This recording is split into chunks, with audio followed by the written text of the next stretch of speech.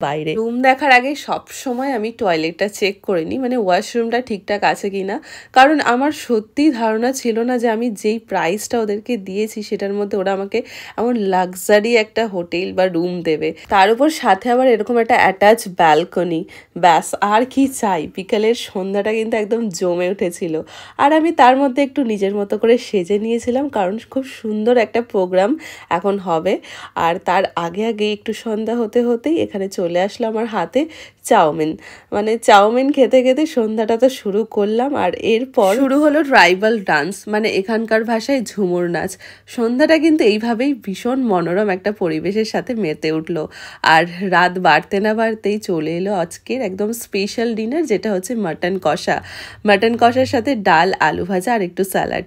ব্যাস এইভাবেই কিন্তু রাত্রের খাবারটাও একদম জমে উঠেছে। টেস্ট নিয়ে আমি এখানে কিচ্ছু বলতে চাই না, কারণ প্রত্যেকটা আইটেম, ডাল থেকে শুরু করে সেটা একটা চাটনিও হতে পারে, এত অপূর্ব টেস্ট, মনে হচ্ছিল যেন ঘরেরই রান্না।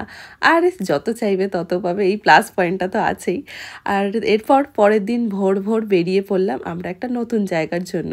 কিন্তু নতুন জায়গায় যাওয়ার আগেই আমার এই সুন্দর সুন্দর মৌমাছির ঝাঁকে আমাকে ধরেছিল, কারণ ওরা আমাকে হঠাৎ করে বোটে দেখে চিনতে পেরেছে আর একটা সেলফিরই রিকোয়েস্ট করেছিল। তো তারপরে সমস্তটা ওদের সাথে একটা টাইম স্পেন্ড করে আমরা উঠে পড়লাম বোটে।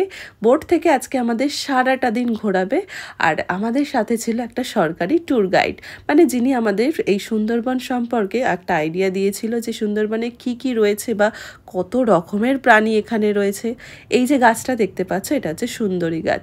তোমাদের তো আগেই বলেছিলাম যে সুন্দরী গাছ কেন এই সুন্দরী বা তার তাৎপর্য কি রয়েছে। বোটে আবার ফিরেই তাড়াতাড়ি করে গরম গরম লুচি এবং কাবলি ছোলার ডাল আর সাথে একটা ডিম সেদ্ধ দিয়ে কমপ্লিট করলাম সকালের ব্রেকফাস্ট করেই আবার বেরিয়ে যেতে হলো, কারণ আজকে ছিল একটা স্পেশাল দিন, মানে আজকে মেইন দিন, যেখানে আমরা অনেক কিছু ঘুরে ঘুরে দেখবো, সাথে বাঘও দেখতে পারি, আবার কুমিরও দেখতে পারি। তোমাদের সুন্দরবনে বনবিবির কথা বলেছিলাম, মনে আছে?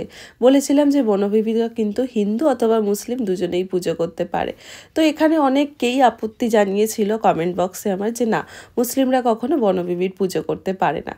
আসলেই কিন্তু এখানে মুসলিমরা বনবিবিকে মনে করেন এবং পুজোও করেন, যেটা স্পষ্ট করে এই বনবিবি মন্দিরের সাথেই লেখা রয়েছে। আমি তোমাদের সব ফটোতে সেটা অ্যাটাচ করে দেব। এবং আমাদের যে ট্যুর গাইড ছিল তিনি কিন্তু নিজেই বলেছেন যে হ্যাঁ, হিন্দু এবং মুসলিম যারা জঙ্গলে মধু সংগ্রহ করতে যেত বা মাছ কাঁকড়া ধরতে যেত, তারা কিন্তু উভয়ই এই বনবিবি বা বনদেবীর পুজো করে তবেই যেত। বোটে